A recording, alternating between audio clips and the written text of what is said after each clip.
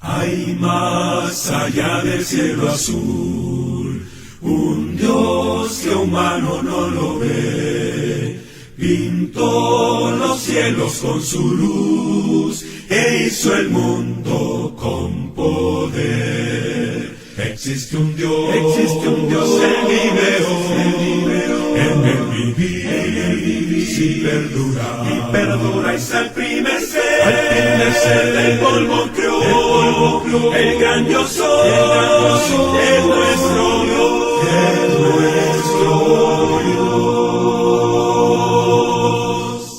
Hubo allá en la antigüedad un Dios que a profetas habló. Conozca su divinidad, pues su palabra reveló.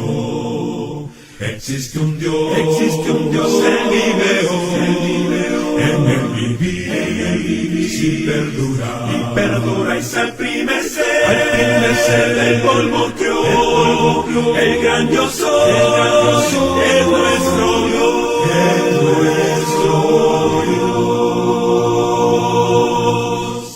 Mi Dios en cruz a su Hijo dio, su vida el Hijo quiso dar, allí del mal nos libertó, para tomar su eternidad.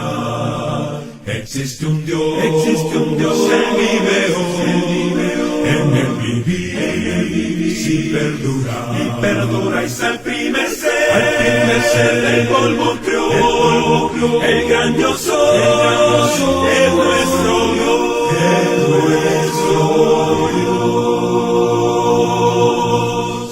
Mi vida libre del error, segura en mi Dios está.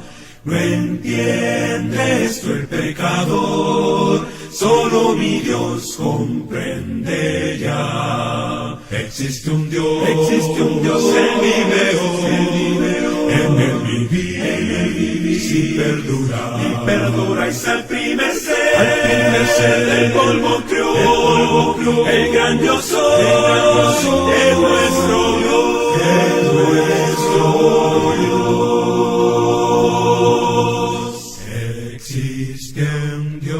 Existe un Dios, Él vive hoy, en el vivir,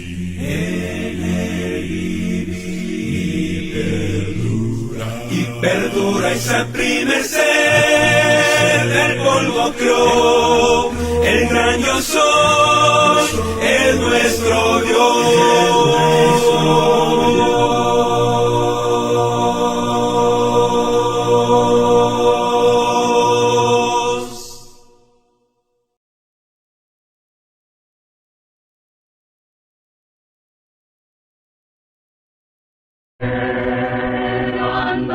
Cerca de ti, junto a ti quiero vivir. Quiero estar cerca de ti, junto a ti, Señor, junto a ti.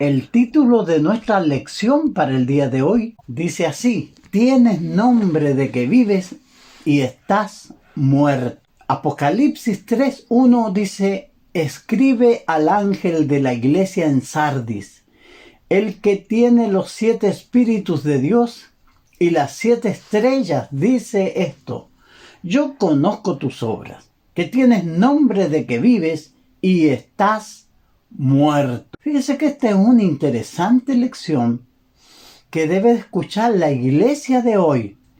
Cristo tiene una relación estrecha con sus santos y Él está presente en cada reunión que nosotros hacemos mayormente para adorarle. En el contexto que fueron escritas estas palabras, fíjese que la iglesia del Asia Menor, las 7 iglesias que estaban situadas en el Asia Menor, están siendo investigadas por el Señor para ver si tienen la fortaleza necesaria para soportar la inminente persecución que vendría. Esto sucedió en el primer siglo, donde la iglesia fue perseguida así furiosamente por Satanás y el mundo y los gobernantes de ese tiempo. Entonces Jesús está haciendo una inspección de las iglesias. De esas iglesias, de las 7 iglesias, solo 2, Esmirna y Filadelfia, escapan de la reprensión. Las otras 5 congregaciones, Éfeso, Pérgamo, Tiatira, Sardis y Laodicea, son reprendidas por ser deficientes, porque no estaban en pie, no estaban preparadas para lo que venía. Fue un escalofriante diagnóstico el que recibió la iglesia en Sardi. Probable que las noticias que corrían por esos días, Juan había sido llevado prisionero a la isla de Patmos.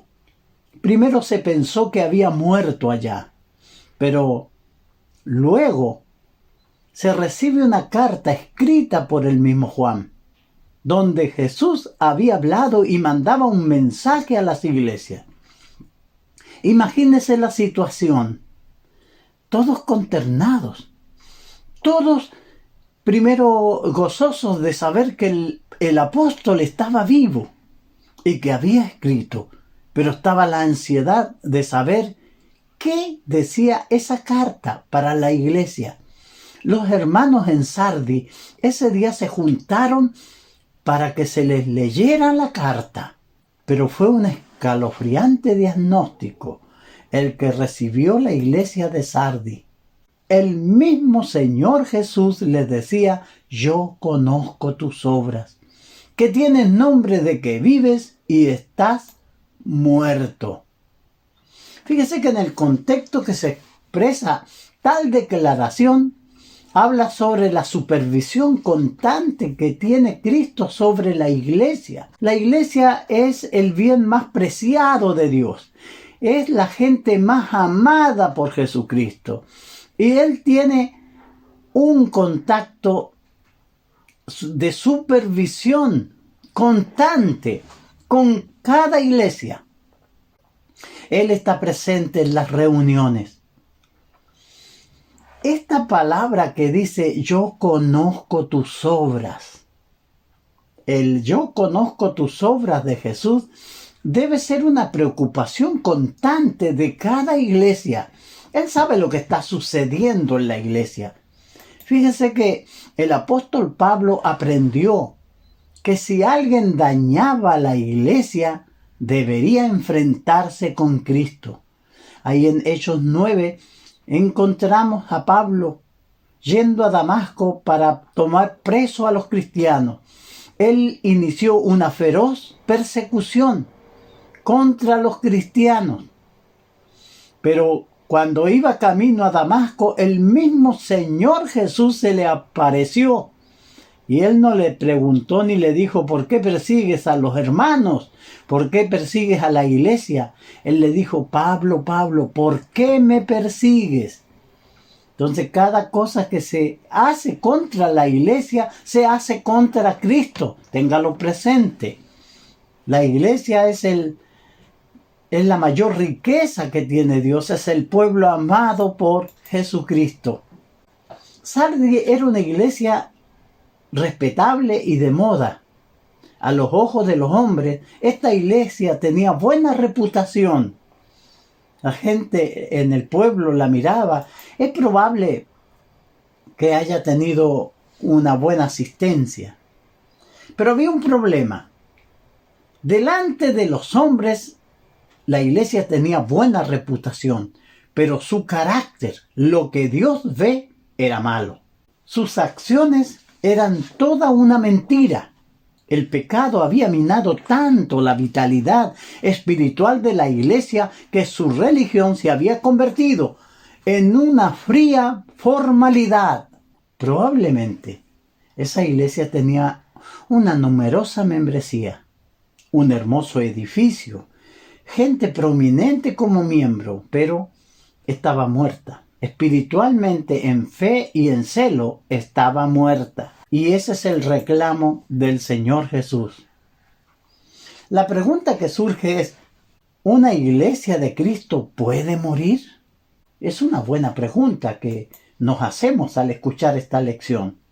Bueno, vamos a ir a lo que conocemos de la iglesia, que encontramos en la Biblia, la iglesia en dos sentidos, en el sentido universal y en el sentido local.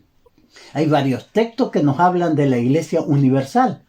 Cuando Cristo dijo, sobre esta roca edificaré mi iglesia, ahí en Mateo 18, 16, 18, está hablando de la iglesia universal. Pablo, cuando habla de que Jesús resucitó, que Dios lo resucitó y lo puso como autoridad única sobre la iglesia, como cabeza sobre la iglesia que es su cuerpo, está hablando de la iglesia universal. Hechos 2:47, cuando nos dicen que el Señor añadía cada día a la iglesia los que habían de ser salvos, está hablando de la iglesia universal. La iglesia universal es la colectividad de todos los santos añadidos a la iglesia. Debemos entender que la iglesia universal es integrada por individuos, los salvos, no por congregaciones locales. La iglesia universal está integrada por individuos. Todos los salvos son añadidos por el Señor a la iglesia. Entonces, la iglesia universal nunca será destruida. Jamás será destruida. Entonces, tenemos la iglesia en el otro aspecto, en el aspecto local. Encontramos referencias en textos como Hechos 14:23, donde dice que fueron los apóstoles y constituyeron ancianos en todas las iglesias locales. Romanos 16:16 también nos habla de la iglesia en Roma. Y tenemos el ejemplo de la iglesia en Roma, de la iglesia en Corinto, de la iglesia en Galacia, etcétera, etcétera. Una iglesia local sí puede morir. Claro que sí. Esa puede morir. Entonces, fíjese que la iglesia es descrita en la Biblia como el templo de Dios. Y el Señor dice, yo conozco tus obras. Es importante este punto, que lo tengamos en consideración. Cuando nosotros nos juntamos como iglesia local a adorar a Dios, nos constituimos en el templo de Dios. Fíjese que Pablo dice en el capítulo 17 del libro de los Hechos, 17:24, el Dios que hizo el mundo y todas las cosas que en él hay, siendo Señor del cielo y de la tierra, no habita en templos hechos por manos humanas. Fíjese, la iglesia se constituye en el templo espiritual de Dios. La iglesia es el templo de Dios. Es el lugar donde Dios se encuentra con quienes le adoran. Estamos hablando de la iglesia local. Nosotros componemos esa iglesia. Pedro dijo ahí en 1 Pedro 2:5, vosotros también como piedras vivas, sed edificado como casa espiritual y sacerdocio santo para ofrecer sacrificios espirituales aceptables a Dios por medio de Jesucristo. ¿Te das cuenta? Y le decía a los hermanos que como piedras vivas, ellos eran edificados como casa espiritual, como sacerdocio santo. Entonces nos juntamos nosotros cada primer día de la semana para adorar a nuestro Dios. Pero constituimos ese edificio espiritual. Somos piedras vivas para adorar a Dios, para presentarle sacrificios aceptables por medio de Jesucristo. Pablo, ahí en Efesios 2, 21 y 22, dice, en quien todo el edificio bien coordinado va creciendo para ser un templo santo en el Señor, en quien vosotros también sois juntamente edificados para morada de Dios en el Espíritu. Fíjese que cuando nos juntamos, nosotros como la iglesia local, para presentar adoración al Señor, la iglesia está compuesta por miembros, por personas. Ellas cuando se juntan constituyen esa casa espiritual donde Dios, en este caso Jesucristo, está presente para recibir esa adoración que usted le va a dar, que yo le voy a dar.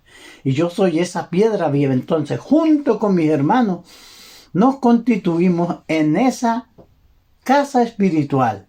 Ahora, como Jesús tiene contacto y está presente en las reuniones que hacemos nosotros, por eso Él dice, yo conozco tus obras. Él estaba presente en las iglesias y conocía el carácter de la iglesia y conocía el carácter de los hermanos en Sardis.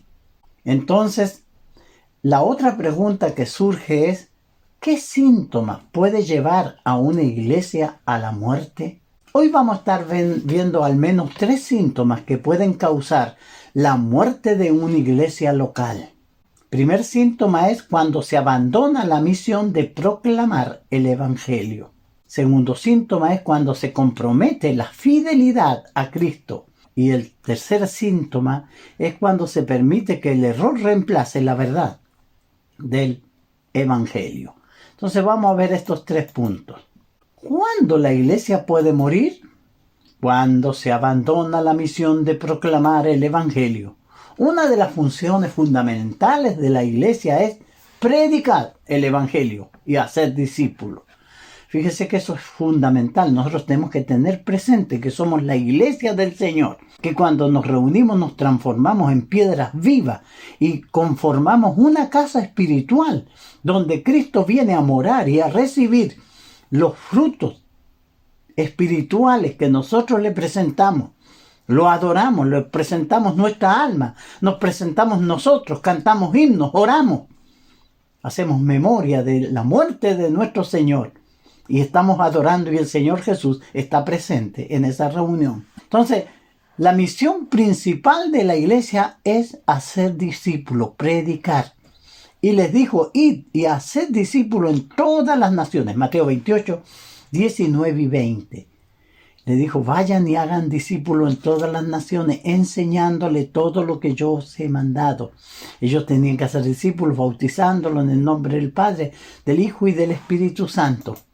Entonces, la misión, ¿por qué existe la iglesia? Es para predicar, para proclamar el Evangelio. Romanos 10, 17 nos dice que la fe viene por el oír y el oír la palabra de Dios. El mundo está perdido en tiniebla. Necesitan oír el Evangelio. La voz que lleva el Evangelio es la iglesia, son los santos, son los hermanos. Romanos 10, 14 dice, ¿cómo pues invocarán a aquel en el cual no han creído? ¿Y cómo creerán en aquel de quien no han oído? ¿Y cómo oirán sin haber quien les predique? Entonces imagínense ahí el Señor tiene un grupo de cristianos. La misión de esos cristianos es proclamar el Evangelio, hablar con la gente, repartir literatura, a convidar a los amigos a Cristo. Ustedes son agentes de salvación. son amigos de Dios en esa misión de rescatar a los perdidos. La iglesia de Dios es, como dice Pablo ahí en 1 Timoteo 3:15, le dice a Timoteo que si él tarda en venir, él tiene que aprender cómo debe conducirse en la iglesia. Dice, la iglesia del Dios viviente, columna y baluarte de la verdad. La iglesia sostiene la verdad revelada por Dios, la pone en alto para que el mundo la vea. Es un baluarte de la verdad, es una columna de la verdad. Por eso existe la iglesia, por eso el grupo de hermanos tienen un objetivo claro de parte de Dios, que es proclamar el Evangelio, anunciar la verdad del Evangelio. Fíjense que el apóstol Pablo sentía esa gran responsabilidad, y ahí en Corintios 9:16 él exclama diciendo, ¡ay de mí si no anunciar el Evangelio! Porque él entendía claramente cuál era su misión, y su misión era proclamar el Evangelio. Pedro enfatiza el propósito del pueblo de Dios. Ahí en 1 Pedro 2:9 le dice al grupo de hermanos que estaba recibiendo la carta, mas vosotros sois linaje escogido, real sacerdocio, nación santa, pueblo adquirido por Dios, para que anunciéis las virtudes de aquel que os llamó de las tinieblas a la luz. Entonces, él está diciendo, hablando de la responsabilidad, ellos no se reunían por reunirse. No era un club social, la iglesia no es un lugar donde vamos a pasarlo bien, donde vamos a ver los familiares. No, es un lugar que hemos elegido para adorar a nuestro Dios. Ahora, nosotros somos un real sacerdocio para Dios, una nación santa. Pedro enfatiza diciendo, pueblo adquirido por Dios. O sea, Dios compró este pueblo y nosotros sabemos que lo compró con la sangre de su Hijo. Ahora, ¿para qué quiere Dios este pueblo? Para que anuncien las virtudes de aquel que os llamó de las tinieblas a su luz admirable. Entonces, esa es la misión de la iglesia. Una iglesia puede morir cuando abandona esta misión. Claro que sí. Cuando la iglesia abandona sus deberes como agente proclamador del Evangelio, es desechada por Dios. Miren lo que le dice a la iglesia en Éfeso el Señor. Apocalipsis 2:5. Recuerda, por tanto, de dónde has caído, y arrepiéntete, y haz las primeras obras. Pues si no, vendré a ti, y quitaré tu candelero de su lugar, y si no te hubieres arrepentido. Fíjese que el candelero que habla ahí es la identidad.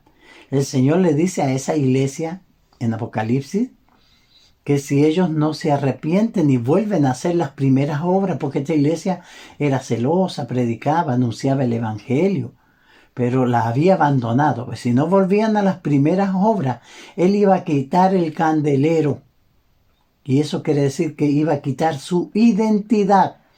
Aunque en el local afuera tengan el letrero que diga aquí se reúne la iglesia de Cristo, pero por no cumplir la misión por la cual Dios quiere que exista la iglesia, Él va a quitar su nombre de ahí y Él ya no va a estar más en las reuniones. Por eso le dice que tiene que hacer eso, que va a quitar el candelero si no te hubieses arrepentido. Entonces fíjese que esto tiene que ver con nosotros, para que vamos haciendo una comparación con la iglesia del primer siglo y con nosotros. Una vez quitado el candelero, que es la identidad, ya no seremos más iglesia de Cristo, aunque nosotros digamos que somos. Cristo no se identificará más con nosotros. Será triste llegar a la reunión y que el Señor no esté presente, porque los verdaderos adoradores no están. Y eso es peligroso. El segundo punto es cuando la iglesia puede morir, cuando se compromete la fidelidad a Cristo. Fíjense que esto también es muy importante. Las congregaciones mueren cuando los miembros permiten que su fidelidad a Cristo se vea comprometida, que ya no hay tiempo para servir al Señor, que están con letargos, ahí no pueden venir y ya pierden, andan comportándose como los mundanos. Fíjese que el apóstol Pablo, preocupado por la fidelidad de los hermanos corintios, que estaban siendo trastornados por algunos falsos maestros que estaban allá, él estaba muy preocupado. Y escribe ahí en 2 Corintios 11:3, pero temo que como la serpiente con su astucia engañó a Eva, vuestros sentidos sean de alguna manera extraviados de la sincera fidelidad a Cristo. El diablo es un ser muy astuto, que él quiere que usted se pierda, por eso trata de entretenerlo, trata de quitarle su fe, trata de robarle su devoción, su servicio a Dios. Por eso nos conviene a nosotros enterarnos de qué se trata. Nosotros tenemos que ser fieles a Cristo porque Él murió por nosotros y dio su vida en la cruz, y Él nos ha señalado un camino para que sigamos por ese camino. Tito 2:14 dice: ¿quién se dio a sí mismo por nosotros para redimirnos de toda iniquidad y purificar para sí un pueblo propio, celoso de buenas obras? Entonces Cristo se dio a sí mismo por la iglesia. ¿Para qué? Para redimirla. ¿De qué? De todo el mal. Nos sacó del mal. No podemos andar practicando el mal ahora. Y Él quiere un pueblo, lo va a purificar, un pueblo propio, celoso y de buenas obras. Fíjese que el sentido de lo propio, de la propiedad privada. Jesús se dio a sí mismo para conquistar un pueblo para sí, un pueblo propio, que sus características serían celoso y de buena obra. La fidelidad a Cristo se muestra atendiendo sus mandamientos. Nosotros somos infieles a Cristo cuando dejamos de congregarnos. Hebreos 10:25 se nos manda, no dejando de congregarnos como algunos tienen por costumbre. Entonces yo sé que la iglesia se ha reunido. Fíjese que si yo entiendo que cada vez que se reúne la iglesia, Jesús está presente en las reuniones, yo voy a querer estar ahí, porque el Señor va a estar presente. No lo voy a ver, pero yo sé que está ahí. Nosotros nos transformamos en ese templo espiritual, para morada de Dios en el Espíritu. Entonces, yo voy a estar, yo me voy a congregar. Cuando no nos estimulamos al amor y a las buenas obras también, fíjese que estamos desobedeciendo a Cristo. Por eso nos vamos a reunir, por eso vamos a ir, porque estamos entendiendo. Cuando el Señor estuvo investigando a las iglesias en el primer siglo para ver si estaban preparadas, se dio cuenta de la deficiencia de varias de las iglesias. Entonces, ¿qué dirá el Señor de nosotros? Esto es muy importante que nosotros lo consideremos. Y el tercer punto, ¿cuándo la iglesia puede morir? Cuando se permite que el error reemplace la verdad del Evangelio. Fíjese que las congregaciones mueren cuando se permite que la enseñanza falsa reemplace la verdadera. Y tenemos el reclamo apostólico. Pablo le escribía a los hermanos en Gálatas, en la región de Galacia, reprendiéndole, porque ellos habían recibido el Evangelio, pero ahora lo habían cambiado. Y mire lo que le dice ahí en Gálatas 1, del 6 al 10.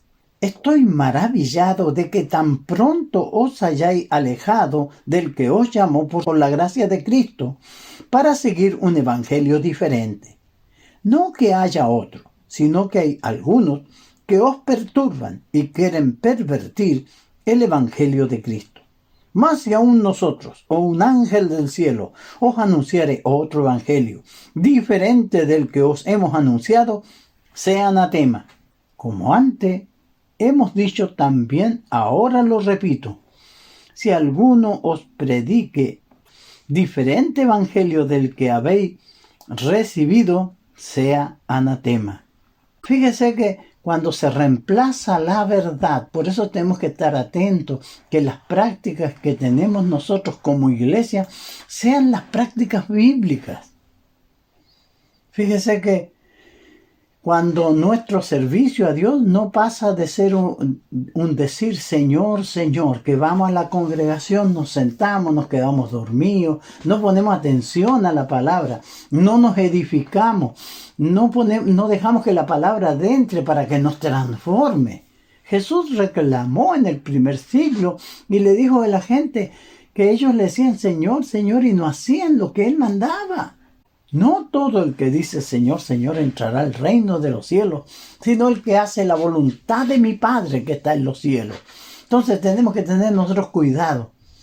Somos la iglesia, somos el templo de Dios, somos piedras vivas que cuando Cristo desciende y está en espíritu con nosotros y le adoramos, nosotros somos edificados y estamos siendo preparados para vivir con el Señor en el cielo. Pero cuando nosotros perdemos esa devoción y se reemplaza el evangelio por el error, nosotros estamos peligrando. Existe la posibilidad de estar adorando a Dios en vano.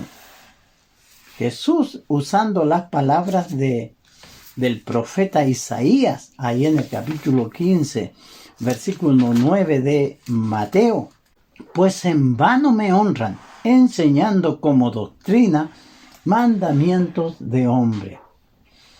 Entonces, es posible que uno pase de una práctica religiosa a otra sin estar consciente de sus actos.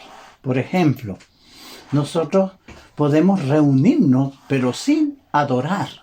Ahí en el 7 al 9 de Mateo, dice el Señor, hipócrita.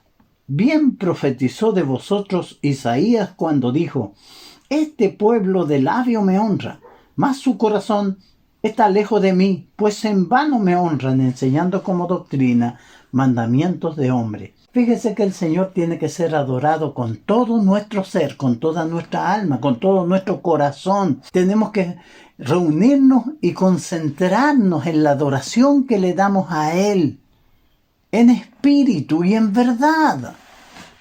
Entonces nosotros podemos estar sentados en la reunión, pero no adorándole, estar distraídos en otras cosas, pensando en otras cosas. Podemos reunirnos, pero sin adorar a Dios. Pasamos esa hora y media ahí con los hermanos, pero no adoramos a Dios. Por eso tenemos que tener cuidado. Nosotros podemos repetir palabras sin estar orando.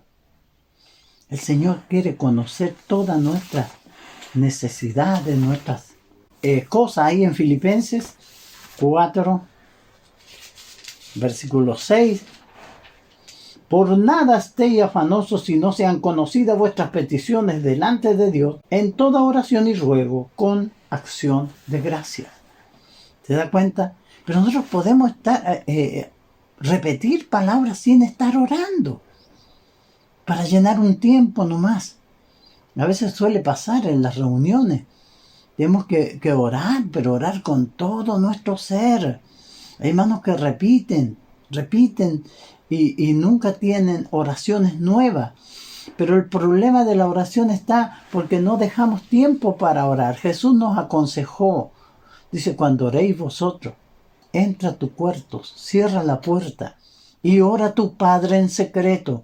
Tenemos una relación de oración nosotros con el Señor. Le agradecemos cada mañana por el día que nos da. Tenemos esa comunión y estamos constantemente orando para que cuando nos toque orar en la iglesia, los hermanos se dan cuenta que usted o que yo soy un hermano que he desarrollado una comunión con el Señor a través de la oración, que le fluye la oración porque se da cuenta que ha estado siempre en la presencia del Señor.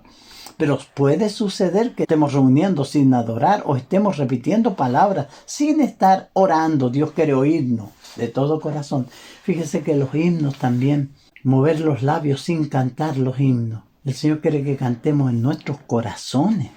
Fíjese, yo le voy a ofrecer sacrificio de alabanza de nuestros labios, dice Hebreos 13.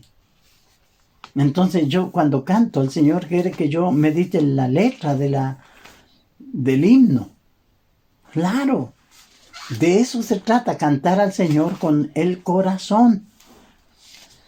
Dice el texto, hablando entre vosotros con salmos, con himnos y cánticos espirituales, cantando y alabando al Señor en vuestros corazones. Entonces, cuando me junto a cantar con mis hermanos, yo no voy a abrir los labios, a moverlos, sino que voy a cantar. Cuando el himno dice, cuán grande es Él, yo voy a sentir en mi corazón que mi Dios es grande. Y lo voy a alabar con todo mi ser, porque le tengo que alabar y cantar. Fíjese, también puede pasar que nosotros estemos dando dinero en la ofrenda sin estar ofrendando. Cada acto de adoración que el Señor pone, hermano, es para que lo agrademos a Él y que nos mostremos nosotros nuestro amor hacia Él. Pero si yo llego a la congregación y llega el momento de la ofrenda y ando buscando en mi bolsillo qué moneda voy a dar, qué voy a echar, eso no es ofrendar. La ofrenda es un acto que es premeditado, en el sentido de que usted va a pensar, va a dedicar al Señor una parte de lo que usted gana. Dice 2 Corintios 9:6, pero esto digo, el que siembra escasamente también segará escasamente, y el que siembra generosamente, generosamente también segará. Cada uno dé como propuso en su corazón, no con tristeza ni por necesidad, porque Dios ama al dador alegre. Dice que es poderoso Dios para hacer que abunde en vosotros toda gracia, a fin de que teniendo siempre en todas las cosas todo lo suficiente, abundéis para toda buena obra. Como está escrito, repartió y dio a los pobres, su justicia permanece para siempre. Fíjese que la ofrenda tiene que ser algo que usted tiene que tomar una decisión en su casa de acuerdo a lo que gana. Decir, yo tanto voy a ofrendar a mi Señor.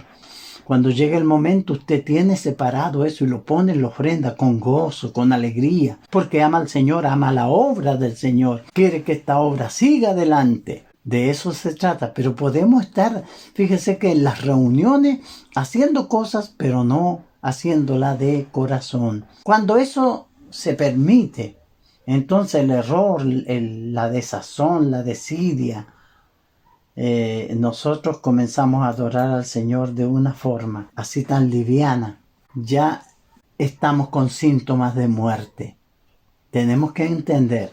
Por eso tenemos esta advertencia. Sé vigilante, le dice el Señor en el versículo 2 a la iglesia. Sé vigilante y afirma las otras cosas que están para morir, porque no he hallado tus obras perfectas delante de Dios. Entonces, ese sé vigilante es un consejo necesario para la iglesia de ayer y para la iglesia de hoy. La pregunta de Pablo a las iglesias en Galacia era, ¿vosotros corríais bien? ¿Quién os estorbó para no obedecer a la verdad? Fíjese que tenemos que considerar todo esto nosotros. La influencia de las iglesias sectarias lleva a algunos hermanos a mirar con deficiencia la organización de la obra de la iglesia. Muchos están prestos para innovar, para hacer cambios a lo establecido por Dios. Quieren tener o hacer cosas que Dios no ha permitido. Y es lo que quieren. De ese proceder han nacido las divisiones en la iglesia, muchas divisiones, debido a lo que quieren imitar a las iglesias sectarias. A la vista humana, la congregación en Sardis era una iglesia admirable, grande e influyente, pero a los ojos escrutador de Dios estaba pronto a morir. Concluyendo, si Cristo tuviera que hacer un diagnóstico de nosotros como iglesia, ¿qué nos diría? Debemos recordar que la mirada escrutadora de Dios o de Cristo evalúa constantemente el trabajo de la iglesia hasta el día de hoy. Entonces recordemos que la iglesia existe con un propósito: predicar el Evangelio, proclamar el Evangelio. Recordemos que a los ojos de Cristo es necesario ser celoso y de buenas obras. Debemos ser vigilantes. Que el Señor les bendiga, hermanos, y muchas gracias por su buena atención y por permitirme traer esta lección para ustedes.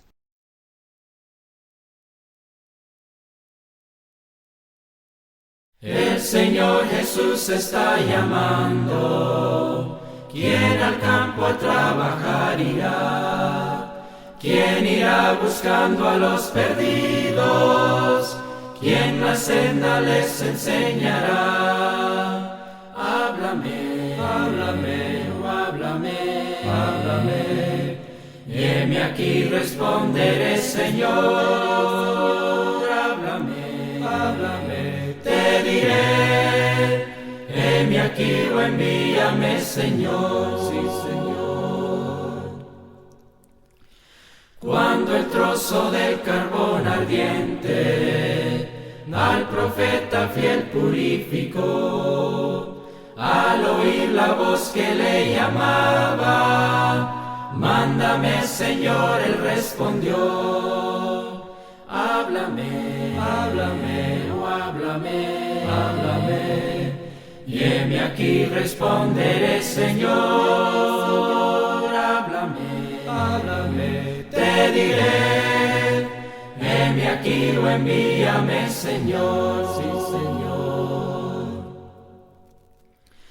Hay millones que en pecado mueren, escuchar su llanto de dolor, acudid con tiempo a rescatarles. ¿Quién dirá o envíame, Señor? Háblame, háblame, oh háblame, háblame. Y heme aquí responderé, Señor. Háblame, háblame, te diré. Heme aquí o envíame, Señor. Sí, Señor. Pronto el tiempo de la siega pasa, pronto iremos al celeste Edén. Ojalá que aquel solemne día Cristo ahí nos diga, hiciste bien. Háblame, háblame, oh háblame, háblame. Y heme aquí responderé, Señor.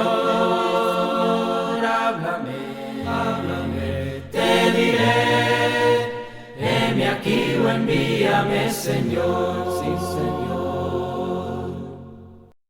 Firme hacia adelante, huestes de la fe, sin temor alguno, que Jesús nos ve, jefe soberano, Cristo al frente va, y la regia enseña, tremolando está. Firme hacia adelante, huestes de la fe, sin temor alguno, que Jesús nos ve. Al sagrado nombre de nuestro Adalid, tiembla el enemigo y huye de la lid. Nuestra es la victoria, dada a Dios glor, y oígalo el averno lleno de pavor. Firme hacia adelante, huestes de la fe, sin temor alguno, que Jesús nos ve. Muévese potente la iglesia de Dios, de los ya gloriosos marchamos en pos. Somos solo un cuerpo y uno es el Señor.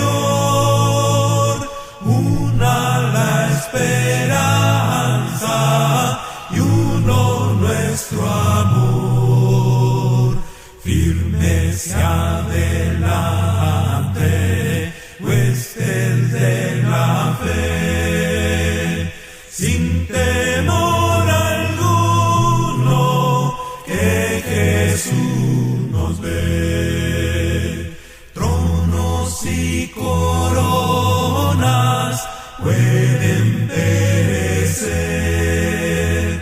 De Jesús su iglesia fiel habrá de ser.